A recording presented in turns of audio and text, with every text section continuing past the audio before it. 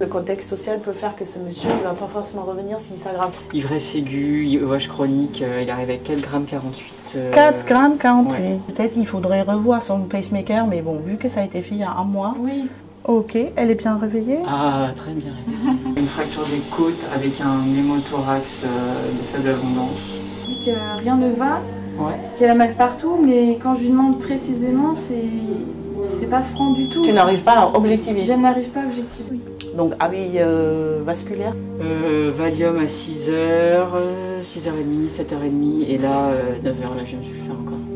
Elle a un bilan bio totalement normal, elle n'a pas de signes cliniques francs. Que c'est une dame qui a fait une IMV au benzo suite à un conflit avec sa fille. Bon, on a parlé de Madame T, qui visiblement pour nous ne relève pas d'une hospitalisation somatique. Bah, je vais décider s'il nécessite une surveillance hospitalière ou pas. Toi, ton examen clinique, il est rassurant et normal. Et c'est ça qu'il faut dire. Et la biologie est totalement normale aussi. Ouais. Impérant, par contre les vertiges passent pas même avec le temps gagné. Voilà, la répartition du travail est faite. Je suis Claudia, je suis médecin aux urgences depuis 12 ans à La Rochelle et à Rochefort. Quand on est urgentiste, souvent on aime être dans l'action. Et ici, c'est un service d'hospitalisation.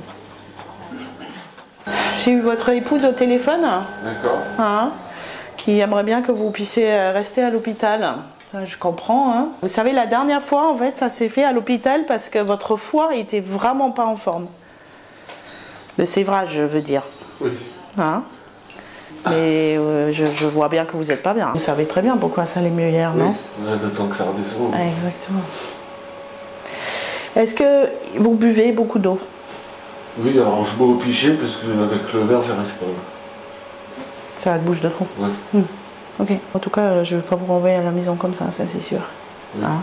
Si on arrive à stabiliser, normalement vous devez avoir une entrée en cure, mais vous n'avez pas encore la date, c'est ça? C'est ma femme qui doit recevoir les papiers. Oui, elle m'a dit qu'elle n'avait pas encore reçu, exactement. J'ai pas déjeuné ce matin. Parce qu'on vous a pas donné ou parce que vous vouliez pas? J'étais pas bien, non. Ouais.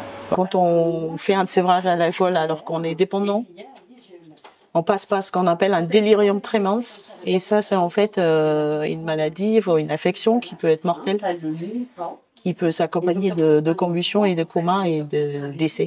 Donc, évidemment, on est là pour tout faire que ça se passe pas. Oui. Et ben pour l'instant, vous attendez ici. Et oui. Et si l'ambulance vient tard, on va même vous donner un repas. Ah, merci. Voilà. Oui, parce que lui, il aime bien quand c'est... Il aime bien? Ah, il aime ça, quand oui, c'est ça l'air paraît. de... Merci. Ça va beaucoup mieux? Vous avez déjà prévu pas mal de choses? Oui, je prends des cours de djembé. Depuis un moment? Oui, ça me fait du bien. Ça vous fait du bien? Ça vous fait des choses dans votre corps aussi, non? Ça procure des ressentiments aussi par rapport aux vibrations et tout ça, non? Des djembés? Et en plus, ça m'occupe le soir, ça m'empêche de prendre les médicaments Xanax. Donc ça m'occupe.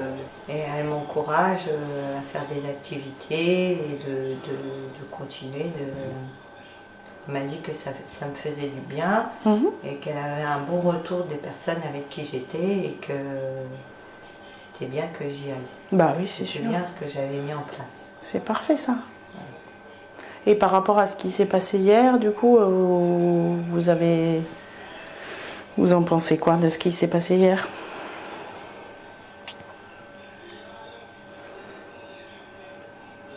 Vous n'avez pas trop envie d'en parler? C'est pas grave. C'est que j'aime beaucoup et je comprends pas pourquoi elle m'a envoyé un texto comme ça. Ah, vous envoyez, ça vous a blessé, ce qu'elle a envoyé? Parce que moi j'ai essayé de garder contact avec elle parce que la dernière fois qu'on s'est vu, on avait dit qu'on se pardonnerait. Oui. Mais en fait, hier matin, elle me dit que non. J'ai appelé le 15, j'ai expliqué au médecin et elle m'a dit on vous envoie donc. On vous a mis à l'abri et du coup ça a suffi. Oui. Donc c'est bien, c'était ce qu'il faut faire. Le 15 ou si quelqu'un peut se déplacer chez vous, ça peut être ça aussi en fait. De passer ce moment qui vous angoisse terriblement et qui vous rend si triste autrement. Non, mais le fait d'être venu à l'hôpital, de voir des gens gentils qui sont s'occupent de bienveillants, qui s'occupent de moi, etc., ça m'a fait du bien. Bon. Regardez-moi, c'est pas pressé, hein. On vous garde jusqu'à qu'elle puisse venir, hein. D'accord? Oui. Donc c'est comme elle peut. Si elle peut venir elle peut venir dès maintenant, mais si elle peut pas venir tout de suite, c'est pas un souci. Il y a une accumulation d'événements, un débordement émotionnel majeur qu'elle a eu du mal à gérer, malgré le Xanax qui est quand même prescrit, alors qui a été un peu à la baisse, que le docteur avait pu constater qu'elle avait tendance à facilement faire un mésusage de l'anxiolyse dès qu'elle avait des débordements émotionnels, qu'elle avait du mal à gérer. Elle est rentrée chez elle le jeudi soir, elle a eu tendance à prendre un petit peu plus de Xanax que la prescription. Et puis hier matin, donc du coup elle avait un peu de mal à se réveiller évidemment. Elle lui dit bah attends, je suis un peu dans le coltard, là je me réveille, je suis pas bien. Puis elle lui dit vaguement qu'il y a eu des petits désagréments la veille. Elle en a un peu marre aussi. Enfin, lui a envoyé des messages, elle m'a montré des messages. C'est vrai que c'était d'une violence. Elle a interprété, t'as fait une tentative de suicide, alors que non, elle a bouloté du Xanax sans intention suicidaire. Elle est complètement cohérente, adaptée, elle a un discours spontané, fluide. Elle est même capable dans son discours de se remettre en question, tu vois. Elle n'est pas effondrée sur le plan de l'humeur, il n'y a pas d'idée suicidaire. Donc vous avez des vertiges rotatoires, c'est-à-dire comme dans un manège, ça tourne autour de vous, zzz, comme ça. Non, c'était plutôt le paysage qui se barrait. Quand je ferme les yeux, c'est là que ça tourne. Ok. Comme si j'étais bourré. Comme si vous aviez trop bu. Voilà. Ok. Là, terrible, hein. On a envie de vomir, tout ça. Ah bah ouais, ça a été... Donc les vertiges, ça vient soit du cerveau et c'est un AVC, soit ça vient pas du cerveau et c'est un problème d'oreille interne. Parce que dans l'oreille, il y a l'audition, mais il y a aussi l'équilibre. Ouais, ça je le savais, mais je sais pas vraiment du tout comment ça marche. Mais... Ouais. Et du coup, il y a des canaux dans les 3 dimensions, 3D, avec du liquide dedans. Et une des possibles étiologies, donc des possibles raisons pour les vertiges qui viennent de l'oreille, c'est parfois il peut y avoir des petits cailloux, des calculs qui se forment dans ces 3 tuyaux là. Et du coup, ils bougent pas, mais en fait ils font une stimulation nerveuse pas réelle. Et du coup, ça perturbe tout le système, il ne sait plus où il en est et il donne des informations comme ça par exemple. Il faut faire des tests pour voir si c'est soit une, soit l'autre des étiologies. Bah là, de toute façon, je crois que c'est pas trop possible là, tout de suite là. Vous vivez comment, monsieur? Je suis avec ma femme. Oui, ok. Elle peut venir me rendre visite là ou pas? Oui, l'après-midi. D'accord. Vous êtes toujours au niveau des urgences, ça s'appelle HTCD. Bonjour, monsieur. Bonjour. Je suis le docteur Ski. Comment ça va? Au lit. Au lit, ouais. Vous avez compris pourquoi on vous laisse au lit? Oui, l'histoire de la colonne vertébrale, je suppose. Exactement, l'histoire de la colonne vertébrale, où il y a des fractures. Vous n'allez pas pouvoir rentrer à la maison. Ça, c'est la première chose que j'ai besoin de vous dire. Pour plusieurs raisons. Pour cette histoire de fracture du rachis, enfin des vertèbres, mais en bas, hein. Oui, oui. D'accord? En haut, il n'y en a pas. Ok? Et puis aussi parce que votre diabète était un peu déséquilibré, ça s'est rentré dans l'ordre, et vous avez fait un pic de fièvre. Donc on a envie de savoir ce qui se passe quand même, un peu mieux, plus encore. Hein? Je vais vous ausculter, cœur et poumon, d'accord? Et après, je reviendrai vous voir pour vous dire ce qu'on fait pour votre dos. Ok, respirez bien profondément. Le pied gauche, il a été, en Algérie, il a été traversé par une balle. Ok. Est-ce que vous sentez que je vous touche là? Oui. Je suis le médecin du service, hein, d'accord? Donc Claire m'a appelé à l'aide parce que on n'arrive pas... Claire, c'est dentaire. Vous avez à l'aide pour vous expliquer en fait pourquoi on ne peut pas vous garder hospitalisé. Dans tout ce qu'on a comme examen, qui n'ont pas été explorés. c'est pas possible, madame, c'est pas possible. Là, on n'a aucun critère d'hospitalisation. Et bah oui, ça existe de pas être bien. Je ne dis pas psychologiquement, je parle physiologiquement. Oui, mais physiologiquement, moi je vous assure qu'avec l'examen clinique et avec les prises de sang qu'on a fait, c'est sécure pour vous de rentrer à la maison. Ça, c'est mon métier. Ah oui, au niveau prise de sang. Ah bah oui, au niveau prise de sang. Je veux dire au niveau ressenti. ressenti. Est-ce que... Ah bah ça c'est autre chose. Oui, mais ça peut pas être qu'une réponse, il faut que je rentre à l'hôpital, madame. Mais nous, on a des contraintes qui sont qu'on ne peut pas vous garder à l'hôpital là comme vous le souhaitez. Et votre médecin traitant n'a pas fait le boulot pour vous rentrer dans les bonnes conditions. Mais vous n'avez pas de critères pour rester, bah, c'est encore vous, c'est vous comme tous les autres patients qui n'ont pas besoin de rester à l'hôpital. Vous n'êtes pas la seule qui rentre par les urgences et qui ressort. Quand je rentre dans un box aux urgences, j'ai tendance à mettre un point de l'honneur sur le fait de clarifier que c'est moi le médecin, moi en tant que femme le médecin. Je me présente en tant que docteur et parfois j'ai même tendance à montrer le stéthoscope pour que le patient puisse vraiment m'identifier. Donc USC...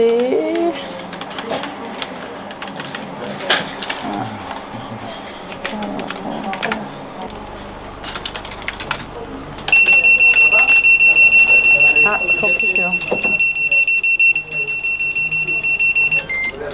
Allez vous installer là-bas. Je mets juste les baskets, mais elle va te reprendre, tu vois. Doc, est-ce que vous voulez qu'on se dégage et qu'on se mette là-bas Oui. Pour intuber et tout, là on a fait Ça me semble une bonne... Ah ouais, t'es en train de faire à chaque session justement pour voir le... Ok. Donc là, à la prochaine analyse, on transporte... Ouais, on le porte jusqu'au drap. Ouais. Bon, ça qui arrive. C'est bon. Super. On divulguez pas la maison, tout ça.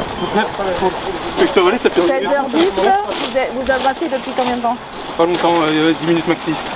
Agnès, tu prépares l'adresse? Ouais. 3, 4, 5, 6, 7.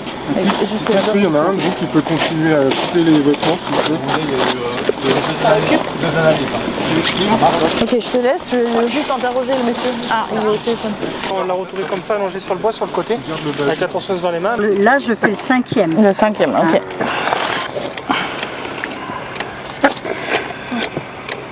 Même si on fait le massage, le cerveau n'est pas oxygéné en fait. Hein. Donc même si on continue éternellement et même, enfin, il n'y a vraiment pas d'espoir que ça marcherait, mais en fait ça donnerait... ça toujours branché. Bah, c'est ça en fait. Il n'y a pas de réveil en fait. Donc on va arrêter la réanimation. Je suis vraiment désolée. On va pouvoir arrêter la réanimation.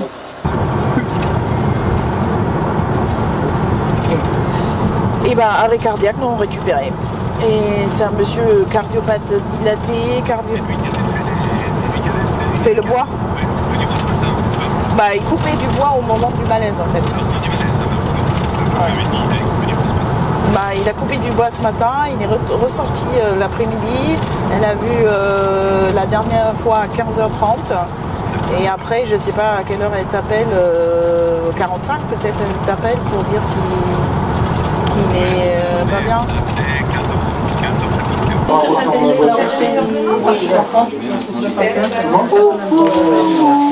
Personne n'a examiné votre œil depuis ça. Le front là, il restait bien collé.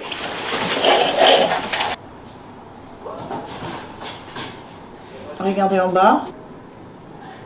Oh, non, mais je vois pas. Mercredi, vous avez essayé le bois et ça a commencé quand après cette sensation en fait? Bah, ça me dérangeait, ça me chatouillait hier, je me frottais les yeux quoi, je chatouillais de mes produits. Ouais, et le matin quand vous vous réveillez, il n'y a pas de... C'est collé, ouais, c'est collé. C'est collé? Collé, puis il y a plein de trucs sur le bord que Ah, ok, bon bah... C'est pas un corps étranger, c'est une conjonctivite, c'est une infection en fait de l'œil. D'accord. Hein? Ouais, avec le froid, ouais. Petite gêne oculaire, vous pouvez... Donc c'est une pipette, comme j'ai utilisé tout à l'heure, et vous essayez de faire au mieux ce que je viens de faire. Hein. Voilà. Au revoir monsieur.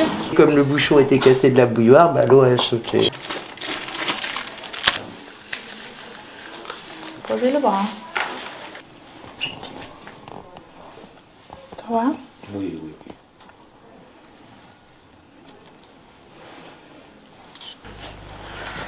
Bah oui, c'est frais, ouais. Oui. Pour embuber, pour que... Ah, je passe sous la douche avec? Ouais.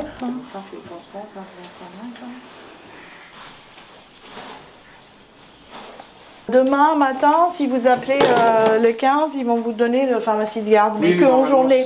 Que en journée. Ouais. On reçoit vraiment toute la population. On reçoit des gens comme vous et moi. On reçoit des enfants, des riches, des pauvres, des gens qui vivent dans la rue, des gens qui n'ont pas grand monde dans leur tissu social pour s'occuper d'eux. Et les gens sont reconnaissants de l'accueil qu'on puisse leur faire. On fait partie d'un tissage social que la France actuellement s'accorde encore, et j'espère pour longtemps. Vous voulez me suivre? Allez-y, on y va.